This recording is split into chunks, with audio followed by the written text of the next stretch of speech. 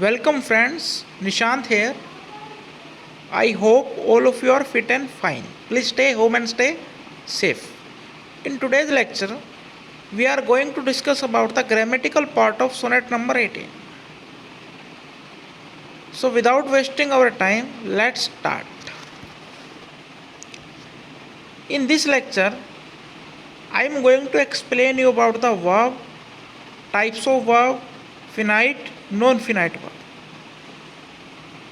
We should more focus on non-finite verb because non-finite verb is the part of our syllabus. You will find question related to non-finite verbs in your examination. So that's why we should more focus on non-finite verbs. Verb is the most important part of English grammar. You will find question related to verb in all competitive exams.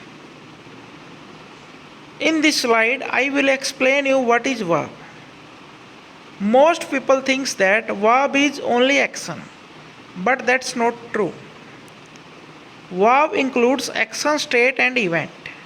For example, he is playing cricket. He is playing cricket. He is walking. He is singing a song. Here singing, walking, playing is a verb. But he is man. Here is also a verb. Is show state or existence. So verb includes action, state and events. Verb is an essential part of sentence and is also known as the soul of English language. In this slide, I mention some of examples related to verb. They study English grammar. Here study explain action. Study denotes action. Sleep at night. Here sleep denotes state. We celebrate Eid. Here celebrate denotes event. So what is verb? Verb means action, state and event. Now kinds of verb. There are many kinds of verb: regular, irregular, linking, transitive, intransitive, finite and non-finite. I will explain all these verbs one by one. Now what is regular verb? In very simple language, regular verb means verb in their second and third form ends with D or ed.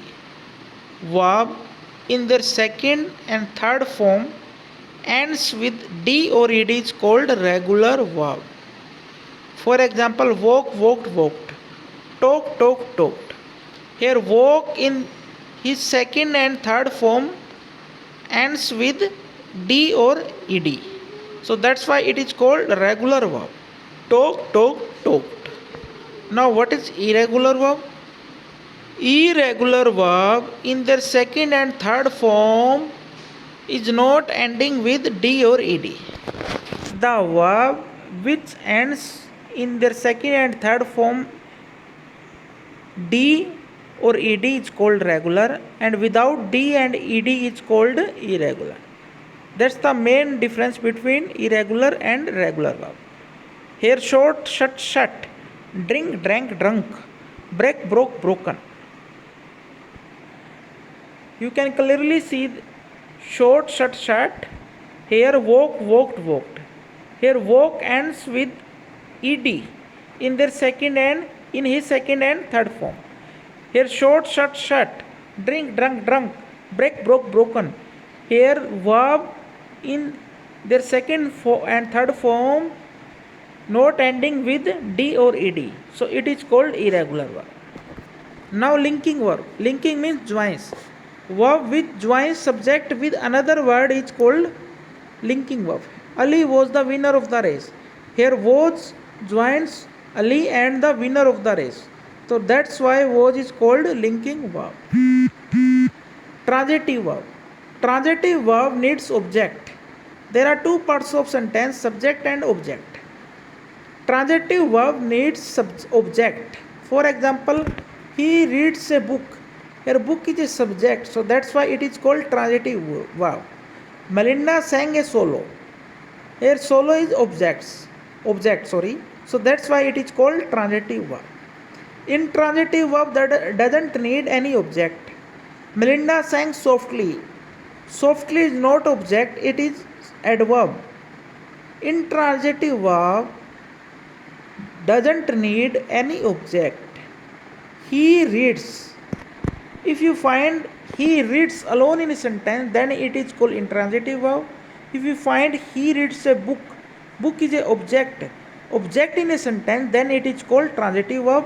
Without object, it is called intransitive verb. Now auxiliary. Auxiliary means helping verb. Is, am, are, was, were, all these are auxiliary, or we can say helping verb. These verbs used to give other information regarding action, state and tense. For example, we understand that is used in present tense, was used in past tense, or are used in present tense, were used in past tense. So helping verb helps to give other extra information such as action, states and tenses. Now this is the most important part in this lecture, finite and non-finite verb.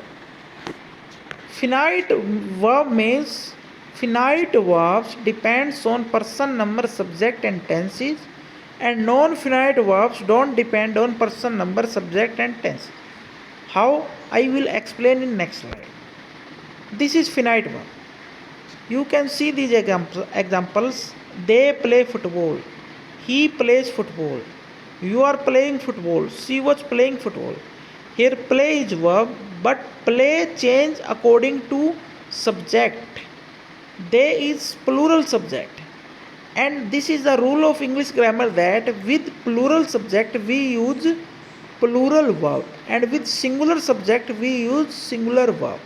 So they play. Here play is plural verb. He plays. Here plays is singular verb. You are playing football. This is present tense, present continuous. She was playing football. This is past continuous tense. So verb that change according to their subject, tense, number is called finite verbs. Non-finite verbs do not change according to their sentence, subject and numbers.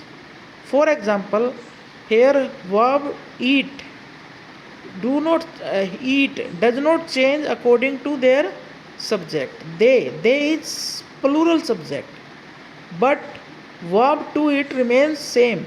She wants, here to eat. He wants to play, they want to play. Here eat and play remains same in all these sentences. They do not change according to their subject. So that's why it is called non-finite verb. But in this slide you can clearly see that play change according to subject. But here eat and play do not change according to their subjects. So verb which change according to their subject, number and tenses is called finite, and verb that do not change according to their subject, number, tenses is called non-finite verbs.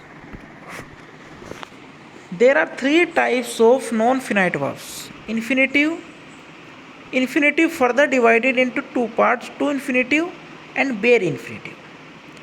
In to infinitive we use to plus v1. v1 for first form of the verb, v2 for the second form of the verb, and v3 for the third form of the verb. Infinitive further divided into two parts, to infinitive and bare infinitive. In to infinitive we use 2 plus v1, and bare infinitive we use v1 alone. Gerund in gerund we use v1 plus ing. In participle also further divided into three parts. In your examination you will find your question related to gerund and present participle. Why? Because structure of gerund and present participle is the same. You can clearly see that v1 plus ing, v1 plus ing. But there is basic difference between two. Gerund act as a noun and present participle act as an adjective. For example, walking is a good exercise. Here walking act as a noun. So we should call it gerund. I saw a dancing girl. Here dancing is act as a adjective. So I should call it a present participle. So that's the basic difference between two. In gerund we use verb as a noun and in participle we use verb as an adjective. In past participle we use V3 and perfect participle we use having plus V3. Now bare infinitive. Bare infinitive we use V1. In bare infinitive we use V1. What are the rules? Rule number 1. With do, does, did we always use V1 or we can say bare infinitive. If you will find do, does, did in your sentence, then always use bare infinitive or V1. He does not dance well. He does come, so we use sing because sing is the first form of sing. So that's why we use sing. He does not sing well. If you find these words in your sentence, then always use bare infinitive. Had better, would sooner, had sooner, would rather than, sooner than plus V1. I had better dash ice cream. You will find that had better comes in this sentence, so that's why we use bare infinitive. Now what is the first form of the verb eat? Eat is eat. I had better eat ice cream. After modals we use V1. After modals we use V1 or we can say bare infinitive. For example, he dash climb tree. He dash climb tree. So can is a modals and we use climb. So we can use he can climb tree. He dash pass in the examination. He may pass in the examination. So here we use climb and pass because they are the first form of their verb. So that's why we use bare infinitive because there is modals in this sentence. That's why after modals we always use bare infinitive or we can say first form of the verb. Now to infinitive. In bare infinitive we use V1 alone, but in to infinitive we use 2 plus V1. We use to infinitive with to used and ought. If you find ought and used in a sentence, then always use to infinitive. He used to play cricket, he ought to respect his parents. But if B form, now what is B form? B form means is was were. B form means is was were. If you find B form in your sentence before used, then always use 2 plus V1 plus ing.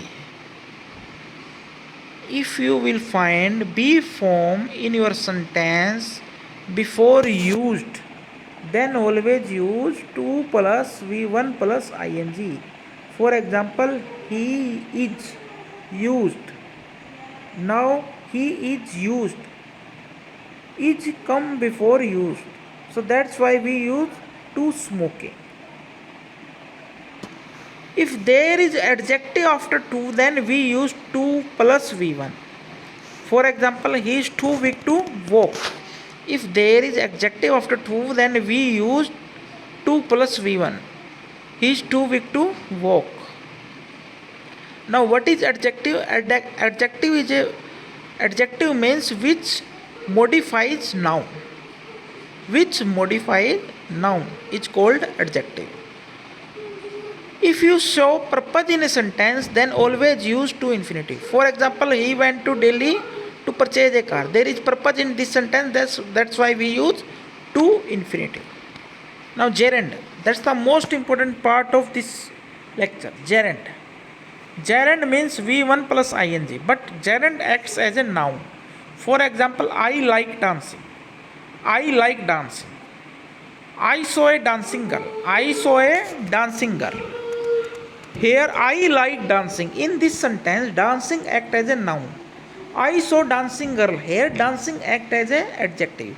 So that's the basic difference between gerund and participle. Gerund act as a noun and participle act as an adjective.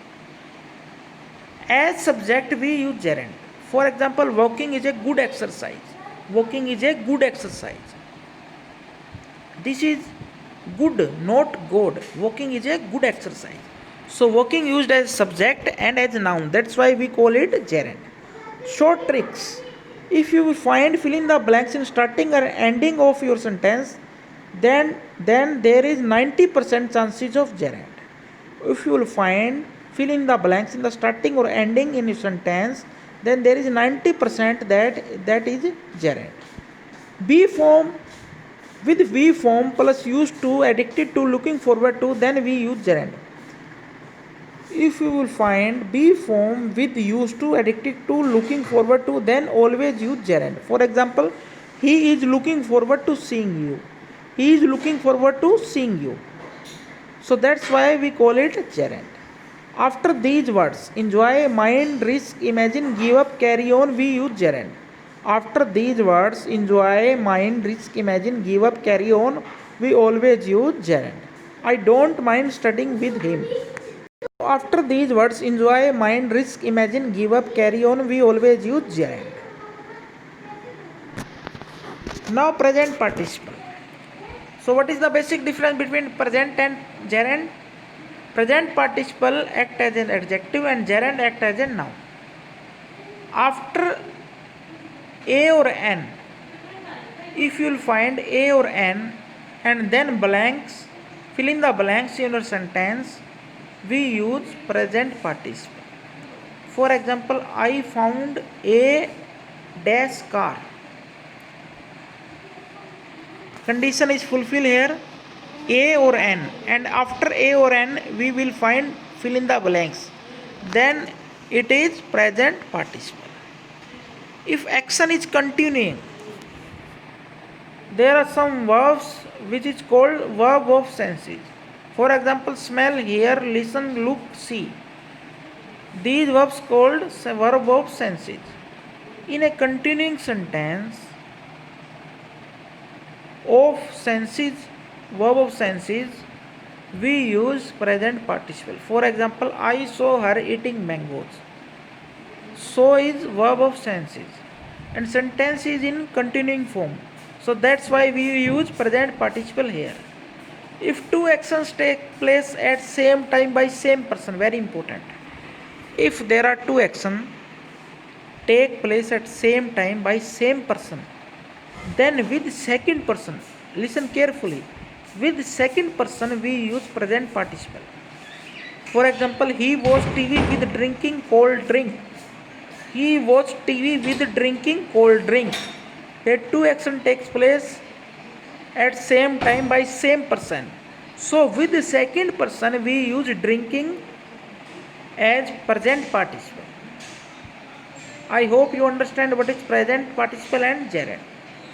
That is the most important part of your non-finite verbs, gerund and present participle.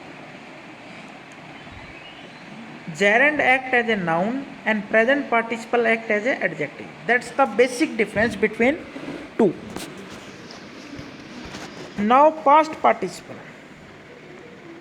In past participle we use V3 as adjective but in completed action.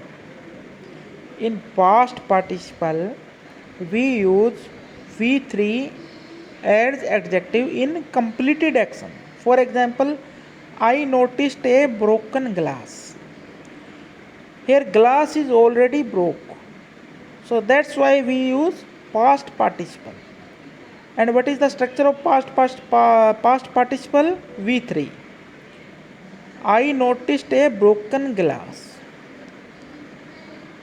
I noticed a broken glass. I saw dinner is served. I saw dinner is served. So in completed action, where action is completed, we use past participle as adjective. We use past participle as adjective. Now perfect participle. What is the structure of perfect participle? Having plus V3. If there is gap between two actions, Please listen carefully. If there is gap between two actions, then we use perfect participle with first action, not second, but with first action. If there is gap between two actions, then we use perfect participle with first action. For example, having taken bath, I went to temple. So bath is first action. So that's why we use perfect participle with first action. Having taken bath, I went to temple. Having taken food, I went for walk. Here food is first action.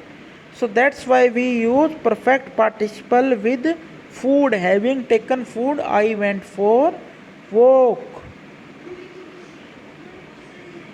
I hope you understand what is perfect participle. If there is a gap between two actions, then we use perfect participle with first action. With first action, not with second action. Present participle used with second action. If two action takes place at same time by same person, then with second person we use present participle. But in perfect participle, two action takes place. With first action we use perfect participle. So that's the basic difference between present and perfect participle. I hope you understand. So that's all about the verb. In today's lecture, we discussed about verb, types of verb, finite and non-finite verb.